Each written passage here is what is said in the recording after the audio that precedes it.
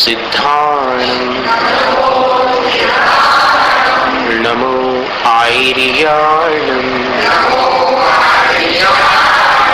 नमो वज्रायाणं नमो लोय सव्वसाहूणं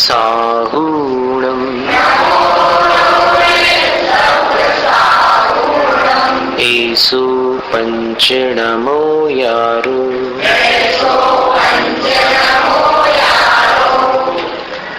ऐसो नहीं बोलेंगे, एसो पंचनमो यारो।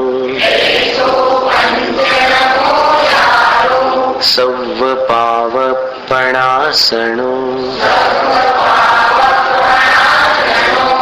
मंगलाणं च सव्वेसिं पठमं हवै मंगलम् चत्तारि मंगलम् अरहन्त मंगलम् सिद्ध मंगलम् साहु मंगलम् केवल पंडितो धम्मो मंगलम् चत्तारि लोगोत्तमा अरहंत लोगोत्तमा सिद्ध लोगोत्तमा साहु लोगोत्तमा केवल पंडितो धम्मो लोगोत्तमा चत्तारि शरणं पवज्जामि अरहन्त शरणं पवज्जामि सिद्ध शरणं पवज्जामि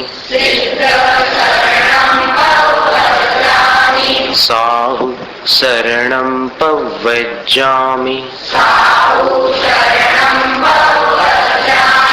केवली पंडितो धम्मो शरणं पवज्जामि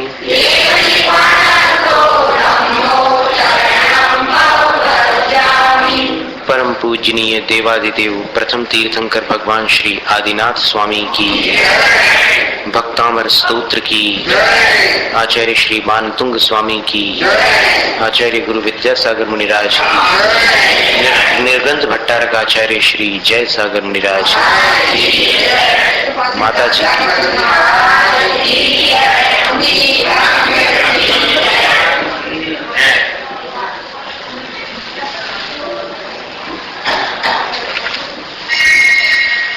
भक्तामर प्रणत मौलिमणि प्रभाणा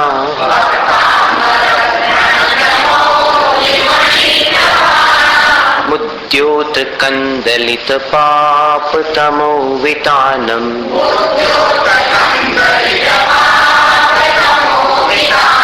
सम्यक प्रणम्य जिन पाद युगं युगादा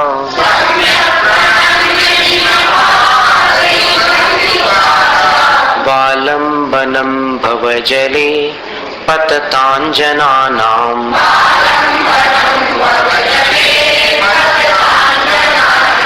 यः संस्तुतः सकलवाङ्मय तत्त्वबोधा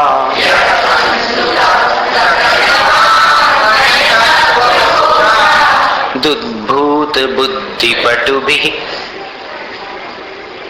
सुरलोकनाथैः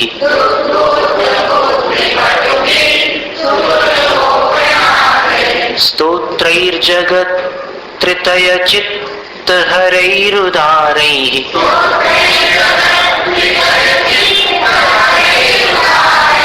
स्तोष्ये किलाहमपि तं प्रथमं जिनेन्द्रम्।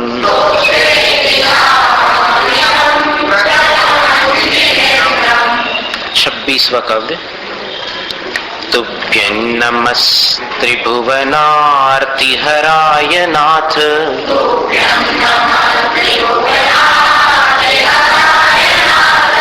तुभ्यं नमः क्षितितलामलभूषणाय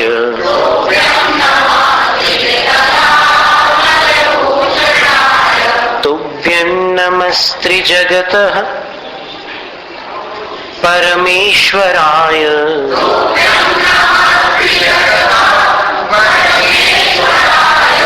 तुभ्यं नमो जिनभवोदधिशोषणाय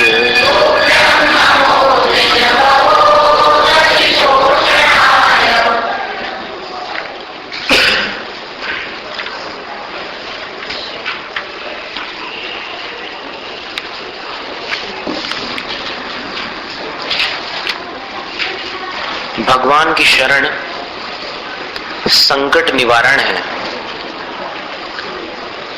38वें काव्य से अपन आगे बढ़ते हैं, पाठ करते हैं।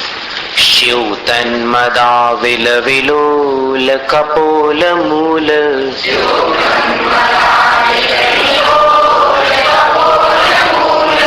मत्त भ्रमद भ्रमरनाद विवृद्ध कोपम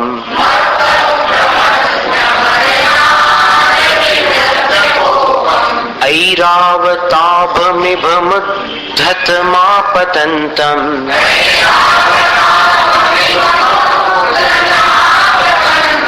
दृष्ट्वा भयं भवति नो भवदाश्रितानाम्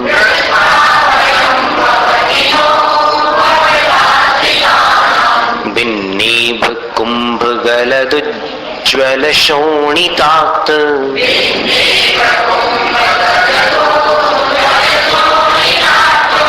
मुक्ता फल प्रकर भूषित भूमि भागः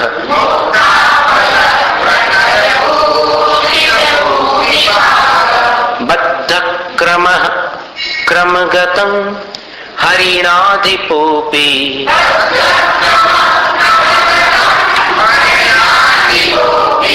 नाक्रामतिक्रमयुगाचल संश्रितन्ते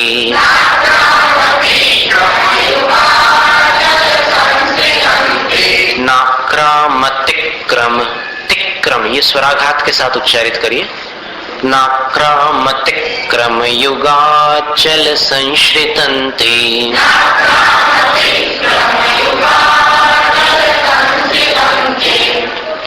अब ये स्वराघात और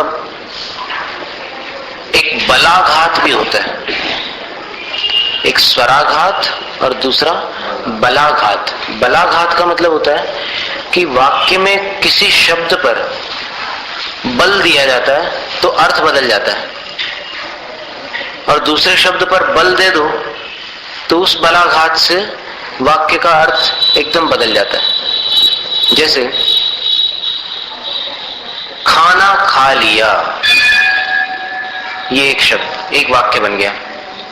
फिर इसमें अगर आप बलाघात देंगे तो फिर आपने आप प्रश्न चिन्ह वहां डला हो या न डला हो, लेकिन सुनने वाले को समझ में आ जाता है कि अब प्रश्नात्मक, खाना खा लिया, खा लिया।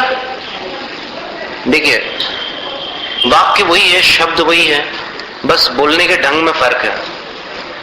बलाघात से वाक्य के अर्थ बदल जाते हैं और स्वराघात से उच्चारण में शुद्धता आती है।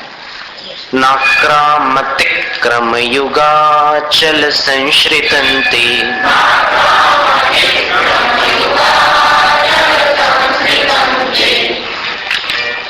कल्पांत काल पवनोद्धतवन्निकल्पम्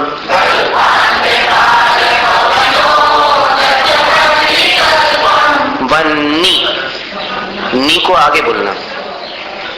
कल्पांत काल पवनोद्धतवन्निकल्पम्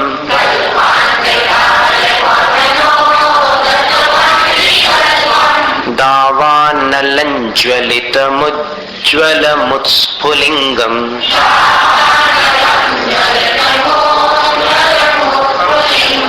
विश्वञ्जिघत्सुमिव सम्मुखमापतन्तम्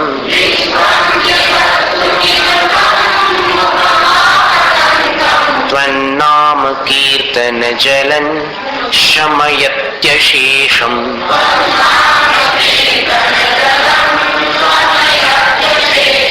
रक्ते क्षणं समदकोकिलकण्ठनीलम्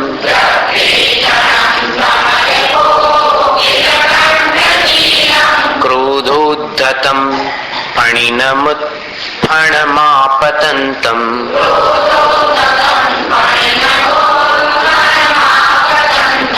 आक्रामतिक्रमयुगेण निरस्तशङ्कस्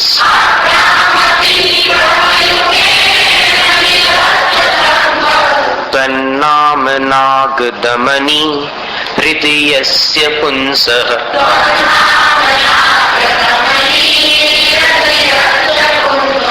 बल्गत्तुरंग गजगर जित भीमनाद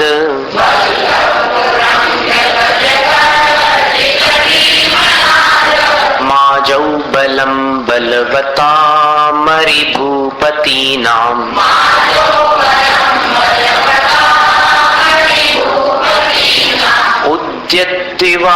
उद्यद्दिवाकरमयूख शिखापविद्धम्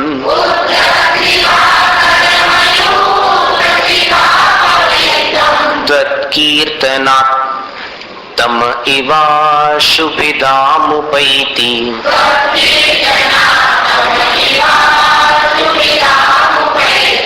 कुन्ताग्रभिन्न गजशोणितवारिवाह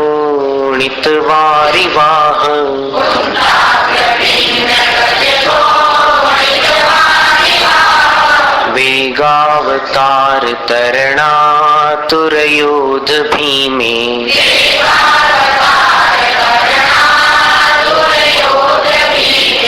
युद्धे जयं विजित दुर जैसा हम बोल रहे हैं वैसे ही बोलना। युद्धे जयं विजित दुर जय जेय पक्षास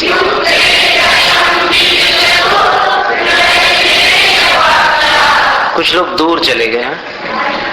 युद्धे जयं विजित दुर बोलना, उसको दूर नहीं बोलना।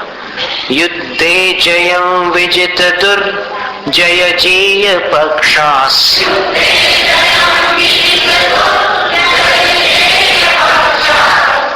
जेय पक्षास। चौथी पंक्ति में जो प्रारंभ में स है उसका उच्चारण यहां करना है। त्वत्पाद पंकज वनाश्रयिणो लभन्ते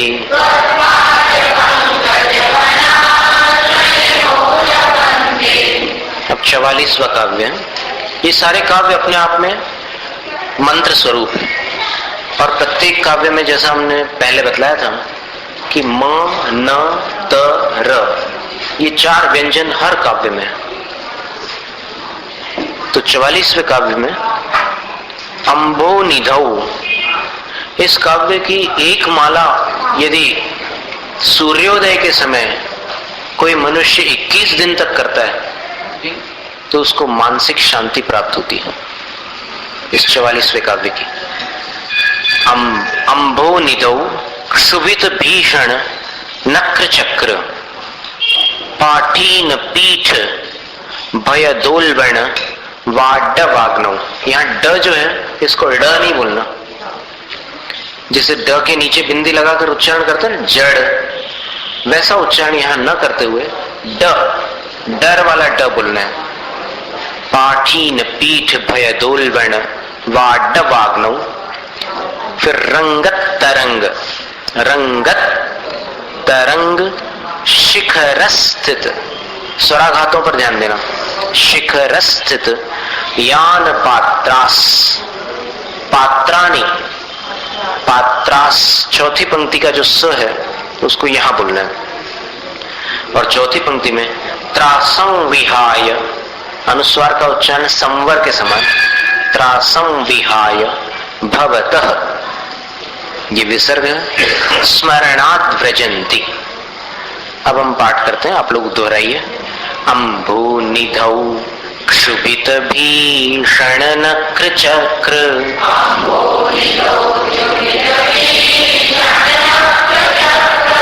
पाठीन पीठ भयदोल्बण वाडवाग्नौ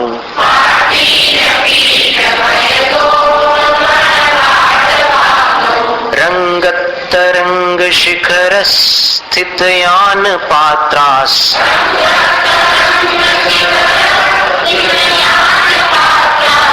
त्रासं विहाय भवतः स्मरणाद्व्रजन्ति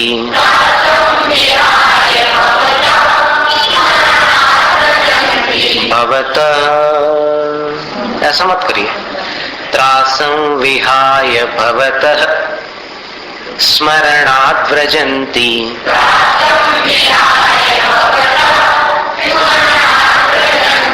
वो जो जाप के बारे में अभी हमने कहा था ना, वो इसके पिछले वाले काव्य की जाप है।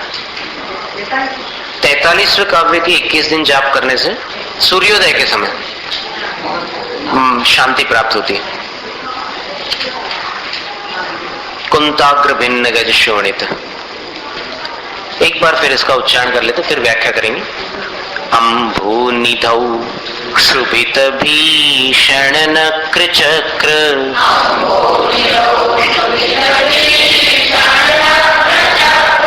पाठीन पीठ भयदोल्बण वाडवाग्नौ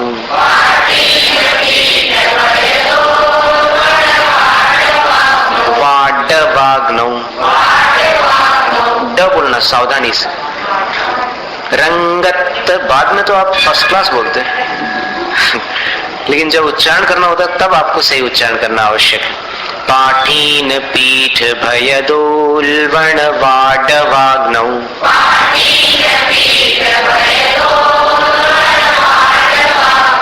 रंगतरंग शिखर स्थित यान पात्रास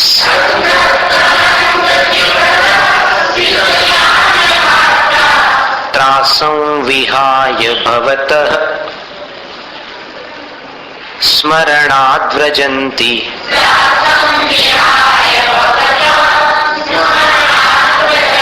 हम रुकते इसलिए कि आपके स्मरण में रहे कि यहाँ रुकना है। त्रासं विहाय भवतः स्मरणाद्व्रजन्ति।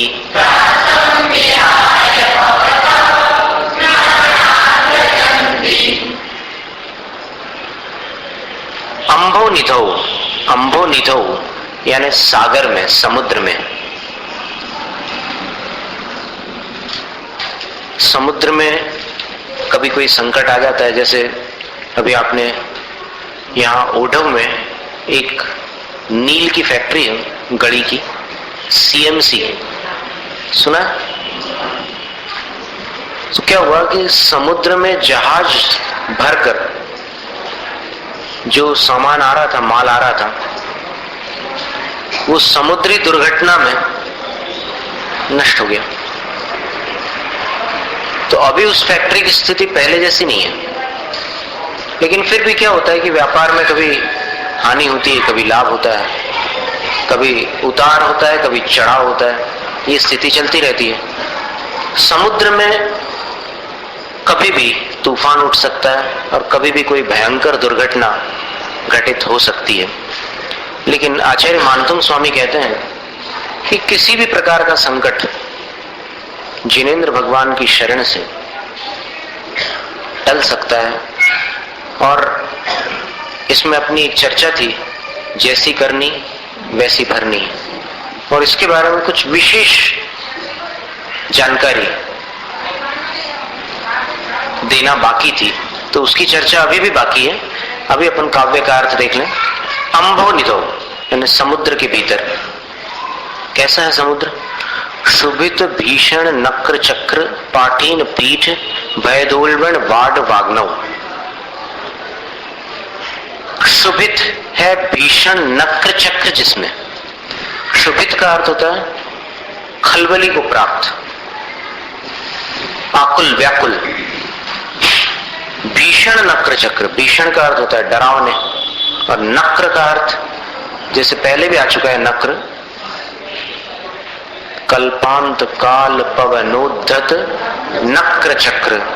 यहां फिर से नक्र शब्द है। नक्र का अर्थ होता है क्रोकोडाइल, जो नुकीले मुंह वाला मगरमच्छ होता है उसको नक्र बोलते हैं। घड़ियाल, नाकू उसी के नाम है। तो ऐसा सागर जहां पर क्षुभित भीषण नक्र चक्र क्षुभित हो गया है या खलबली को प्राप्त हो गया है, भयंकर मगरमच्छों का समूह जिसमें। और कैसा है वो सागर?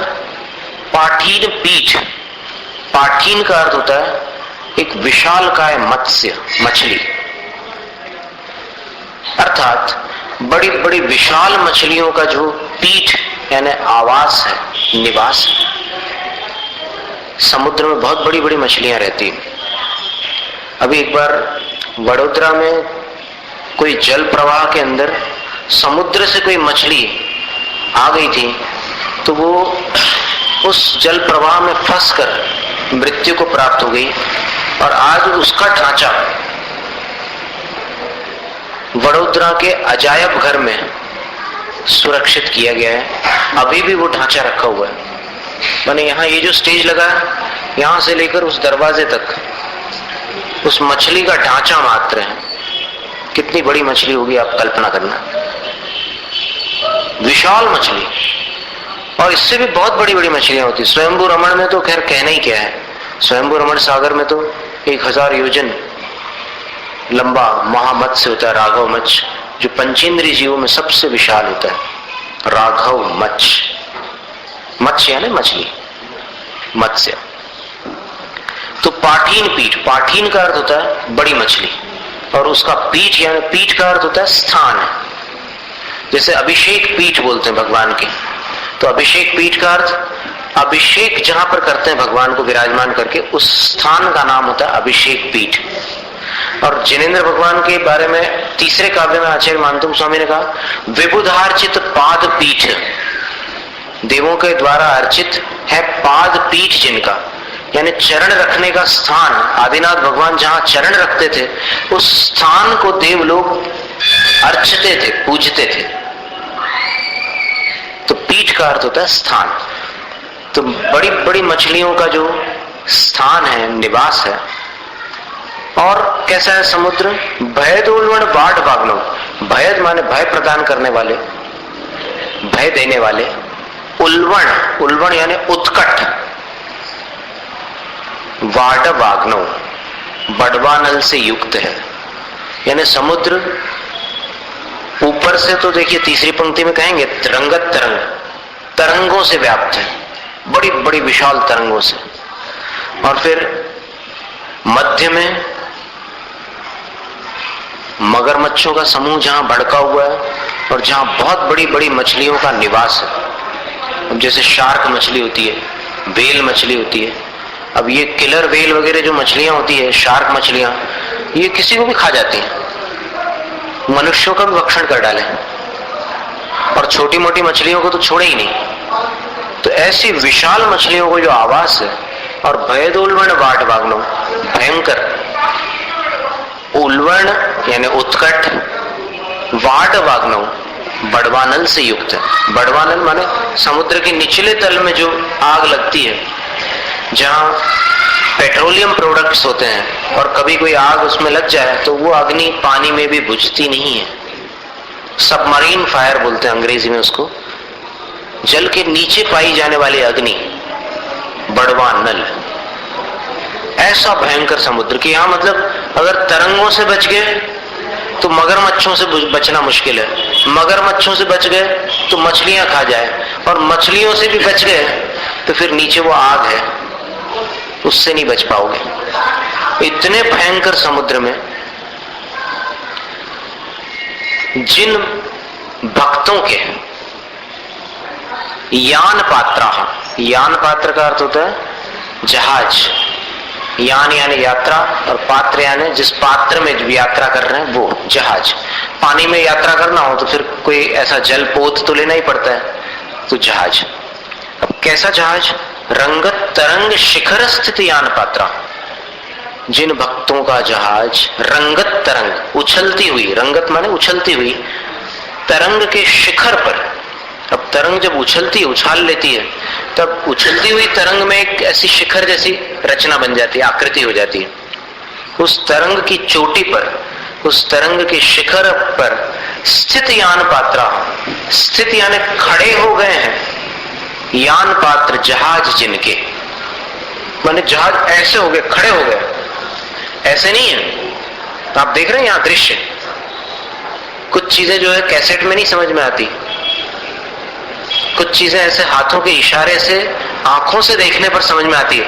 वो जहाज सामान्यतः ऐसे चलता है ना पानी में, अब तरंग इतनी विशाल उछल गई है कि उस जहाज की स्थिति ऐसी हो गई, वो ऐसे खड़ा जैसा हो गया है। अब अगले क्षण क्या हो कहा नहीं जा सकता, वो ऐसे भी हो सकता है और वापस पूर्ववत, पूर्व स्थिति में भी आ सकता है। इतनी खतरनाक स्थिति में भी भवतः स्मरणात्, आपके स्मरण मात्र से वे भक्त त्रासम विहाय, उस खतरे को छोड़कर, उस भय को छोड़कर व्रजंती, लक्ष्य को प्राप्त कर लेते हैं, अपने गंतव्य स्थान पर पहुंच जाते हैं। कहने का मतलब यह हुआ है कि भगवान के स्मरण मात्र से समुद्री तूफान का संकट उन भक्तों को ग्रसित नहीं कर पाता, हानि नहीं पहुंचा पाता, किंतु वे भक्त भगवान के स्मरण मात्र से अपने इष्ट स्थान पर सुरक्षित पहुंच जाते हैं। जहां भयानक घड़ियालों का झुंड कुपित है, जहां विशाल है पाटीन मीन भीतर, फिर भीषण बड़वानल विकराल, ऐसे तूफानी सागर में लहरों पर जिनके जलयान, तब सुमिरन से भय तज कर वे पाते अपना वांछित स्थान। जय जय आदिश्वर स्वामी,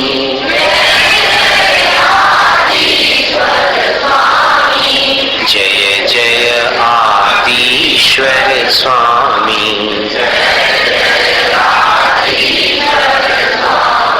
जय जय आदिश्वर स्वामी,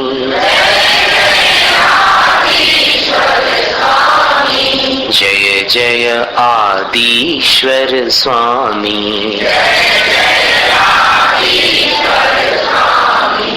अब आप लोग ये प्रश्न पूछ सकते हैं कि महाराज जी, जैसे पिछले काव्यों में दृष्टांत दिए थे, वैसे ही इस समुद्री संकट का कोई ऐसा दृष्टांत है कि जिसमें कोई मनुष्य जो जिनेंद्र भगवान का भक्त हो, भगवान के स्मरण करके समुद्र से पार हो सका हो? तो इसका एक दृष्टांत मुनि सुब्रतनाथ भगवान के तीर्थ काल में घटित हुआ था।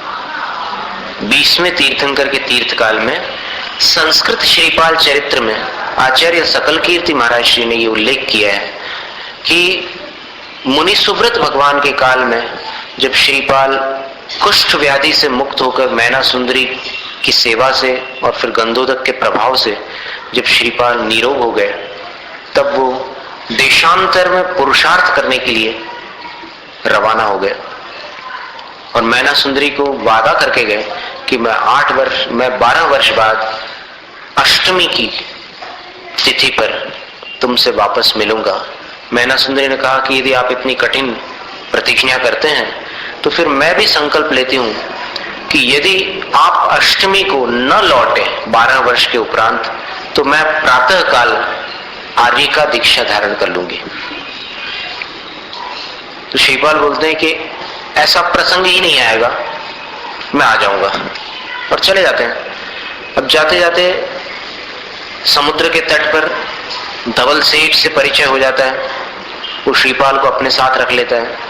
फिर हंस द्वीप पहुंचते हैं, वहां पहुंच करके वो सहस्रकूट चैत्यालय के वज्र कपाट जो चिरकाल से बंद पड़े थे, उनको श्रीपाल अपने स्पर्श से खोल देता है और राजपुत्री रैण मंजूषा के साथ श्रीपाल का विवाह संपन्न होता है। इसके बाद जब धवल सेठ के साथ श्रीपाल और रैण मंजूषा वहां से आगे बढ़ते हैं, तो रैण मंजूषा के रूप सौंदर्य को देखकर धवल सेठ के मन में पाप उत्पन्न हो जाता है और वह श्रीपाल को, जो कि अपना हितैषी था, उसको अपने मार्ग का कंटक समझने लग जाता है और फिर मुनीम के साथ बैठकर एक षड्यंत्र रचता है और श्रीपाल को समुद्र के जल में फिकवा देता है। और इधर रैण मंजूषा एक असहाय अबला जहाज में अकेली रह जाती है। श्रीपाल समुद्र में गिर पड़ता है। अब समुद्र में गिरने पर श्रीपाल को तो ये जानकारी नहीं होती कि मैं कैसे गिर गया, वो तो सब वहां योजनाबद्ध ढंग से सारा कार्य हुआ था। पर श्रीपाल ने उस समय परमेष्ठियों का स्मरण किया और फिर जहाज तो बहुत आगे निकल गया। रैण मंजूषा पर भी घोर संकट आया, लेकिन धर्म ने उन संकटों की घड़ियों में दोनों का साथ दिया। देखो, सबसे बड़ी बात यही है कि धर्मात्मा के ऊपर संकट न आए ऐसा कोई नियम नहीं होता। बड़े बड़े संकट आते हैं, लेकिन उन संकटों को पार करने की धीरता धर्मात्मा के सिवाय और किसी में नहीं होती। वो धर्म उस धर्मात्मा को धीरज देता है, जिससे वो घोर संकट में भी धैर्यपूर्वक आगे बढ़ता है। तो श्रीपाल ने भगवान का स्मरण किया और भुजाओं से समुद्र को पार करके फिर वहां पहुंच गए रत्नद्वीप में। और वहां पहुंच करके फिर आगे जो भी घटना होती है, क्या था कि पूर्व जन्म में गुरु निंदा और गुरु का अपमान और गुरु से द्वेष करने के कारण श्रीपाल ने ऐसे ऐसे भयंकर कर्म बांधे थे जिनका फल उसको इस जन्म में कई बार भोगना पड़ रहा था। पहले तो कोढ़ हो गया, फिर यहाँ पर ऐसे संकट आ गए, समुद्र में फेंका गया, और फिर अब आगे वहां रत्नद्वीप में और दूसरे संकट आए, सूली पर चढ़ाने तक की नौबत आ गई। और फिर राज्यसभा में भांड लोगों ने उसको अपना रिश्तेदार सिद्ध कर दिया। ऐसे ऐसे बड़े बड़े संकट आए। आगे चलकर सब कुछ ठीक हो गया, लेकिन फिर जब अंत में अवधि ज्ञानी मुनिराज का समागम श्रीपाल को प्राप्त हुआ, जब वो राजा बन चुका था महामंडलेश्वर, तब उसने उन मुनिराज से पूछा कि हे मुनिवर, मैंने पूर्व जन्म में ऐसा कौन सा कर्म बांधा था जिसके कारण इस जीवन में मुझे इतने उतार चढ़ाव देखने पड़े। राजपुत्र होकर के भी मुझे दर दर की ठोकरें खानी पड़ी और कुष्ठ व्याधि की असह वेदना को मुझे वर्षों तक सहना पड़ा। ऐसा कौन सा कर्म था? तब मुनिराज उसको बतलाते हैं कि तू उस मनुष्य जन्म में श्रीकंठ नाम का विद्याधर था और तेरे घर एक दिन मुनिराज का आहार हुआ तो रानी के आग्रह से तूने अणुव्रत स्वीकार कर लिया, लेकिन बाद में सत्संगति का अभाव होने के कारण तूने उन व्रतों का त्याग कर दिया और मुनियों से तू द्वेष करने लगा। और द्वेष करते करते तेरा द्वेष इतना बढ़ गया कि तू मुनियों की निंदा भी करने लगा। निंदा द्वेष रूपी अग्नि का धुआं है। अंदर द्वेष होता है तो मुख से निंदा का धुआं बाहर आता है। और तू एक बार अपने 700 वीरों के साथ वन भ्रमण के लिए गया हुआ था। उस समय एक मुनिराज गुफा में विराजमान थे। वो गौर वर्ण के थे, उनके शरीर पर जल अर्थात धूल जमी हुई थी। तो उनके शरीर को देखकर तूने उनकी निंदा की, उनकी हंसी उड़ाई, तूने उनको कोढ़ी भी कह दिया। परिणाम ये निकला कि तेरे कोढ़ी कहने पर वो 700 वीर हंस पड़े और इस सामूहिक कर्म का फल तुम सभी को एक साथ भोगना पड़ा। सबको कोढ़ हो गया। उस कोढ़ पर राजवैद्यों की श्रेष्ठ औषध भी प्रभाव नहीं डाल सकी। जिन औषध के प्रभावों से बड़ी बड़ी व्याधियां नष्ट हो जाती, वो सारी औषध तुम्हारे लिए निष्फल हो गई, क्योंकि तुमने उस निकाचित निधत्त कर्म का बंध बांध लिया था, जो पत्थर की लकीर के समान था।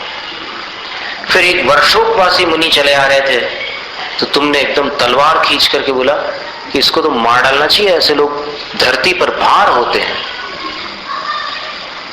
तो तूने जब तलवार खींची, फिर पता नहीं तेरा हृदय किसी दूसरी भावना के कारण करुणार्थ हो गया और तूने तलवार वापस म्यान में डाल दी।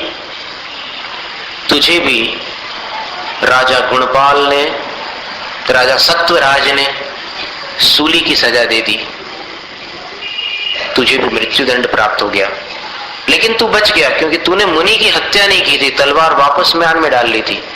लेकिन मुनिराज को तूने पानी में फेंकवा दिया, और तूने मुनिराज को पानी में फेंकवाया, धवल सेठ ने इस जीवन में तुझे समुद्र में फेंकवा दिया।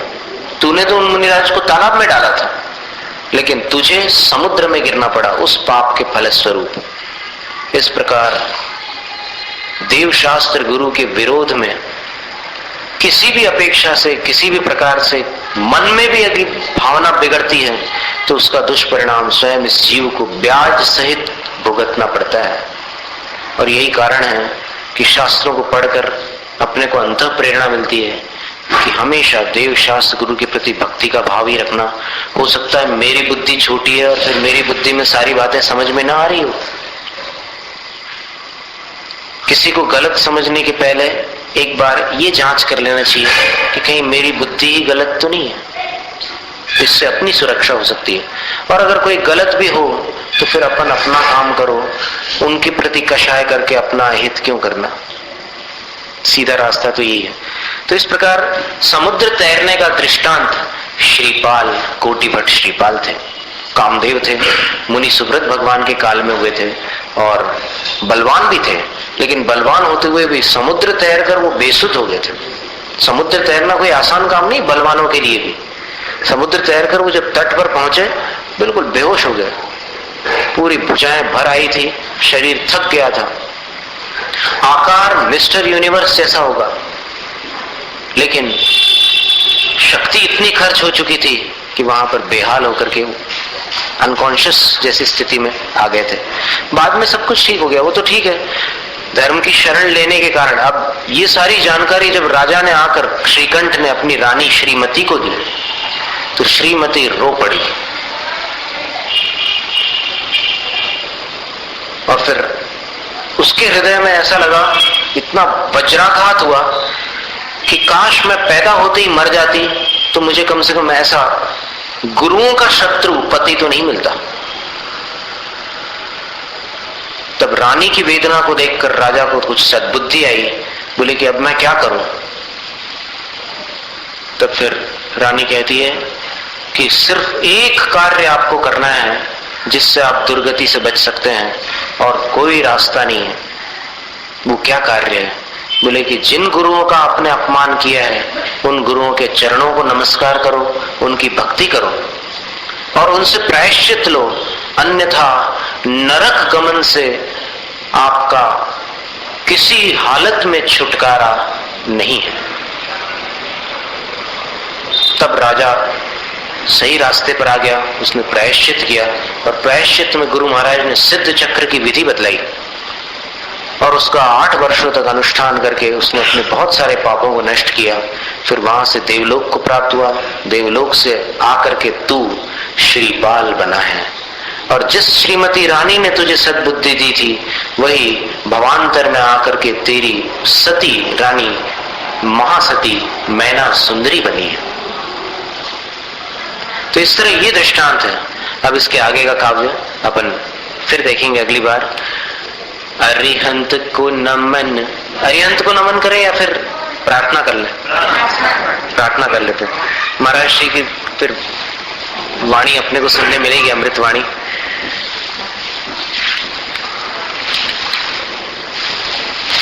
हमारे कष्ट मिट जाएं, नहीं यह प्रार्थना स्वामी, डरे ना संकटों से हम, यही है भावना स्वामी। दुखों में साथ दे कोई, नहीं यह प्रार्थना स्वामी, बने सक्षम स्वयं ही हम, यही है भावना स्वामी। रहे सुख की सदा छाया, नहीं यह प्रार्थना स्वामी, खरे उतरे परीक्षा में, यही है भावना स्वामी। हमारा भार घट जाए, नहीं यह प्रार्थना स्वामी, किसी पर भार ना हो हम, यही है भावना स्वामी। हमारी पूर्ण हो आशा, नहीं यह प्रार्थना स्वामी, निराशा हो न अपने से, यही है भावना स्वामी। सभी पीछे रहे हमसे, नहीं यह प्रार्थना स्वामी, बढ़े आगे हमी से हम, यही है भावना स्वामी। बढ़े धन संपदा भारी, नहीं यह प्रार्थना स्वामी, रहे संतोष थोड़े में, यही है भावना स्वामी। दुखी हो दुष्ट जन सारे, नहीं यह प्रार्थना स्वामी, सभी दुर्जन बने सज्जन, यही है भावना स्वामी। करें बर्ताव सब अच्छा, नहीं यह प्रार्थना स्वामी, सुधर जाएं स्वयं ही हम,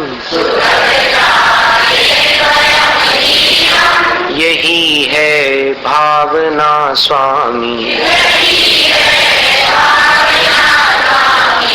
दुखों में आपको ध्याएं,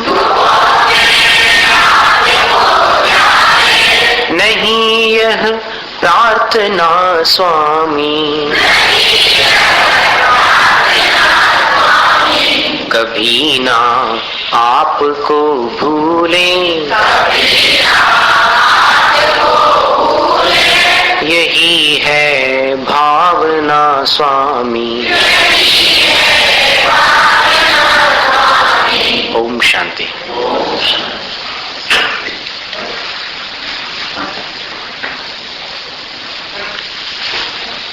टाइम पहले देख लीजिए कितना टाइम दिया था हमको। गलत बात है, हमने कल पहले कह दिया था आपसे कि आप यदि टाइम का ध्यान नहीं रखते हैं तो बंद कर दीजिएगा और जिनवाणी स्तुति बोलिएगा। नहीं, 8:30 से 9:30 का टाइम हमको दिया गया था। झूठ आप बोल रहे हैं। आपसे बात हुई थी? बोलो। आपसे बात हुई थी? बोलो बोलो बोलो। डॉक्टर साहब ने बताया था कल कि 8:30 से 9:30, आधा घंटा आप बोलेंगे, आधा घंटा 8:45 से चालू होगा। तो फिर हम 2 घंटे नहीं बैठ सकते। हमने कल जरा आने के पहले ये बात मंजूर करा ली थी आयोजकों से कि 1 घंटा 1.25 घंटा का प्रवचन हो सकता है, उससे ज्यादा नहीं।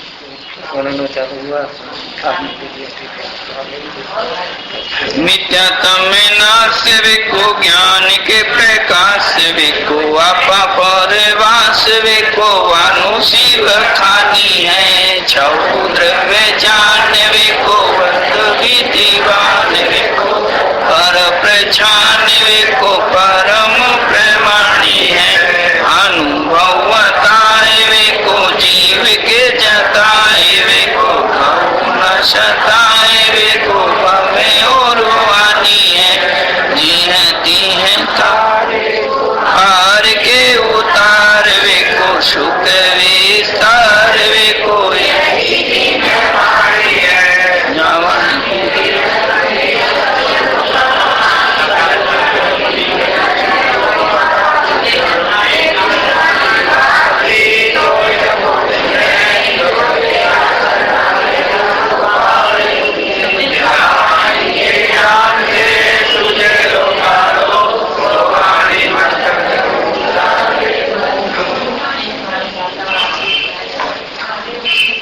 जिनवाणी सुनने का आग्रह रखना चाहिए, चाहे मुनि महाराज दें चाहे छुल्लक महाराज दें, एक ही बात है। जिनवाणी तो आपने सुनी ना, इसलिए पूर्णता है।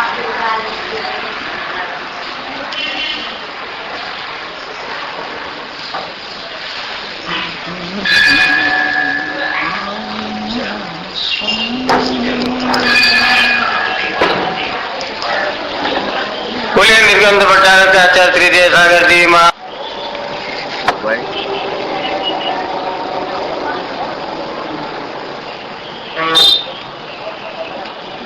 रेडियो ला रहे हैं।